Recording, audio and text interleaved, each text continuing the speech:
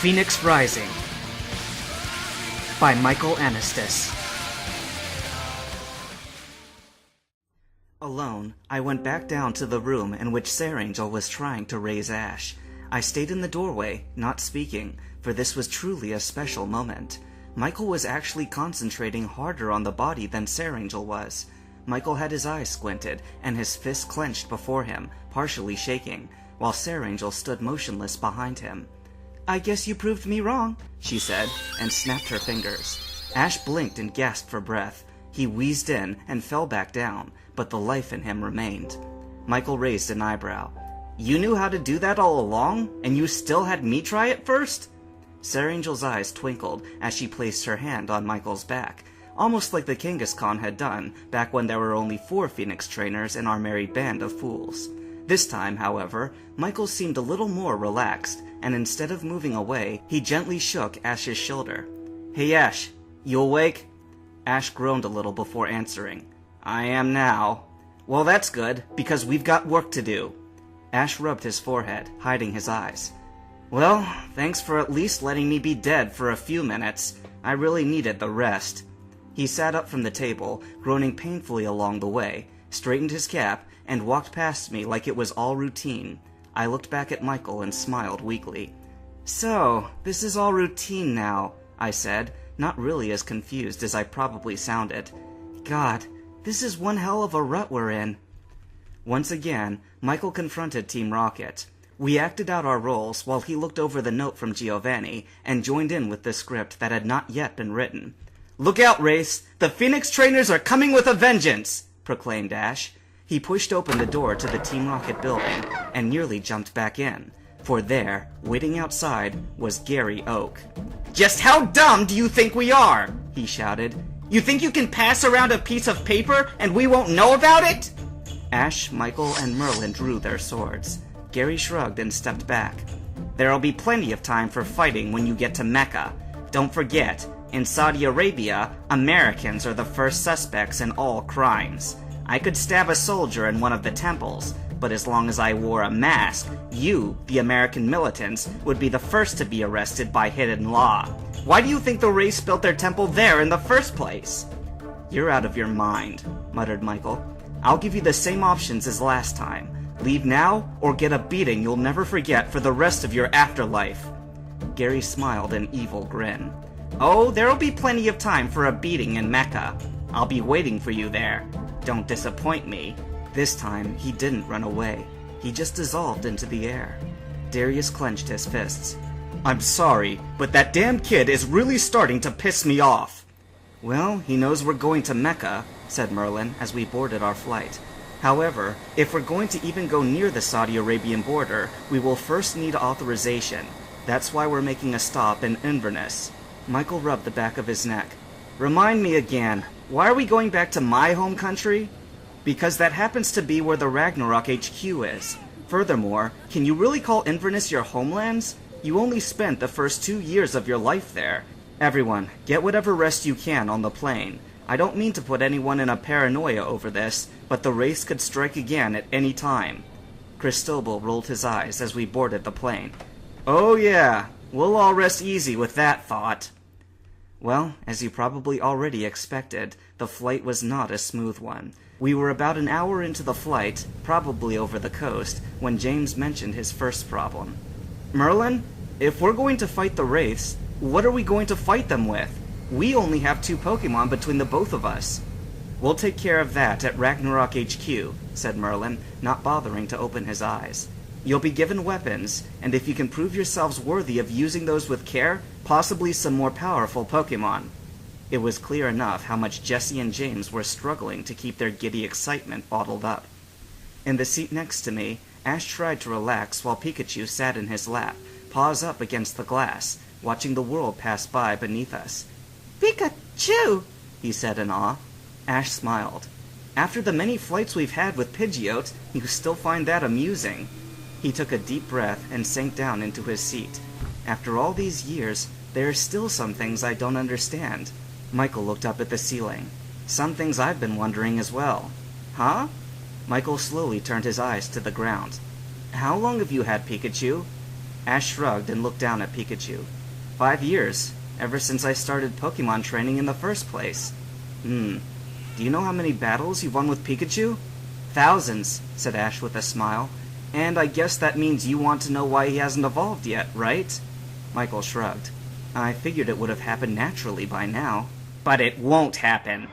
Ash and Michael flew out of their seats and landed in the aisle, swords drawn. Jesus Christ! Michael shouted. You pricks have the worst timing! Gary smiled. That's what we're here for. He, Brendan, and Mr. Durai held their swords before them. Merlin got in line with Ash and Michael and drew his sword, while the other Phoenix trainers shepherded the bystanders back into coach section. Pikachu and I gave everyone the starting power, and before I left, I hid Sarangel's Pokeball under Michael's seat.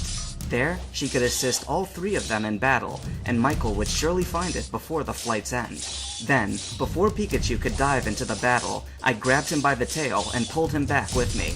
He kicked and screamed, yet only let his electric power build up in his cheeks. I never saw the actual battle. I only heard the loud sparks and prayed that they wouldn't blow up the plane before the battle's end.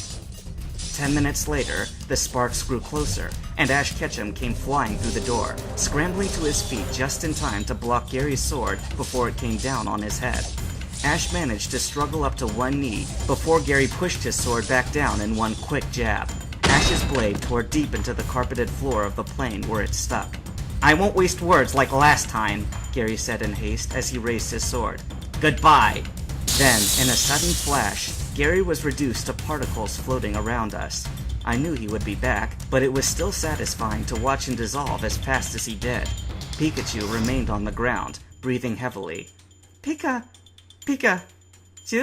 Ash pulled his sword free, set it down on the floor, and took Pikachu into his arms. Thanks, buddy! Choo? He squeaked. Huh? Back in first class, Merlin had run out of steam and fled to the cockpit, where he found that the pilots had run to the back of coach with the passengers. That left him to fly the plane, and Michael to fight the 2 remaining minions. Their swords came to rest for a brief moment, and all 3 of them struggled for air. Haven't you learned your lesson yet? Said Michael, struggling for breath and balance. Brendan struggled to his feet and met Michael's gaze.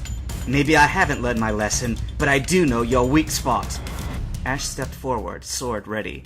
And just the same, you have a blind spot. Huh? What the? Michael's eyes went wider than both the minions combined. Ash? Is that? Ash smiled. Yes. Take it away, buddy. Michael ducked behind one of the chairs as the minions backed away, watching the electricity build around Ash's feet. Right down! The flash of lightning was witnessed all over the coastline. Over in Mecca, the race were in complete shock. This has gone too far, one of them said. Let us wait to raise our minions until they are truly needed here. I would beg to differ. The new Raichu did break the plane in 2. Wait for it. They safely landed the plane in Sierra Lazis. They will undoubtedly do the same here. However, I might still have one trick up my sleeve. They were correct. The newly formed Raichu's electric shock had split the plane in half. Luckily, however, only the cockpit was separated from the rest of the plane. We called out our flying Pokemon, each and every one of them, but instead of climbing on their backs, we ordered the bystanders to get on wherever they could. Should there be anyone still on board when the plane plummeted into the ocean, we would have the best chance of surviving. Every Charizard, Dragonite, Pidgeot, Fearow, and legendary bird we had flew out of the falling half of the plane, carrying civilians on their backs, in their claws, and all the little children hung limply from the teeth and beaks of our Pokemon, shouting in absolute terror. Once we'd filled every spot of our Pokemon that they could manage, we only had the final 10 brave civilians left, and we were running out of time much faster. Leviathan! Now! Ash wasted no time in calling out Leviathan. Everyone, climb in her mouth! They all stared at him. Are you mad? One of them shouted in an Irish accent. It's either this or a grave of steel. Pick one! Leviathan jumped out of the plane with cheeks puffed up, struck the water gracefully, and ran towards the land. With that, we called out our water Pokemon, Blastoise, Gyarados, Clemando, Lavian, Golduck, and Dugong, and prepared to hold on while they swam at the quickest pace possible. The ground jumped up at us with a crash, and water seeped up to our waists in seconds. The The water Pokemon took off with us hanging by our fingernails, and soon we were out of the wreckage and broke into the welcoming air. Then the metaphorical rock of realization dropped onto my head. Sare Angel! Without thinking, I dove back under the water and into the sinking half of the plane, ignoring the pleas of Michael, Merlin, and everyone else for that matter. I was not about to let Sare Angel die by my own stupidity. Something, anything had to be done, and I was the one responsible. There was still precious air in the first class where I found the Pokeball. Little or no air had penetrated its tight seal. With brute force, I punched one of the windows open and forced the Pokeball through it. Michael would surely find it in the waves, and if he didn't, someone else would. It then occurred to me that I was too big to fit through the window, and the tear in the plane was too far down for me to exit that way. I forced my way up the inclined plane, hoping to find the emergency exit at the back, ignoring the pain as the water seeped through my fur, twisting and weighing down my 9 tails, which once spiraled in a nice peacock braid behind me, and finally beginning to burn against the fire within me. Still, I forced my way through the water, now climbing up the back of the plane, and then, 3 minutes up the climb, with the air barely in reach of my muzzle, I reached the blessed coach section. Once again, the rock dropped onto my head. The emergency exit had been at the front of the plane, in the first reach of the pilots so that they could get there first, and at the same time, instructing the attendants on the proper evacuation process. I had killed myself. Sare Angel would live, but I would die here, in the very element that I had hated since the day I was born as a Vulpix. I had killed myself with my own stupidity. I prepared to take my last breath, and said a prayer to myself. Now I lay me down to sleep, pray the Lord my soul to keep, forgive me for my mistake, and now my soul the Lord to take. That just won't do. I turned my back from the wall, and came face to face with myself in my human form, the evil form. I backed up against the wall. Lord, here is my soul! Take it now! Take it now before it's too late! Ash remained proud of Pikachu for finally evolving after all the years he had trained it, but his heart was still filled with sorrow. It wasn't until Nikki and her Lavian returned from the sunken wreckage that the sorrow changed to horror.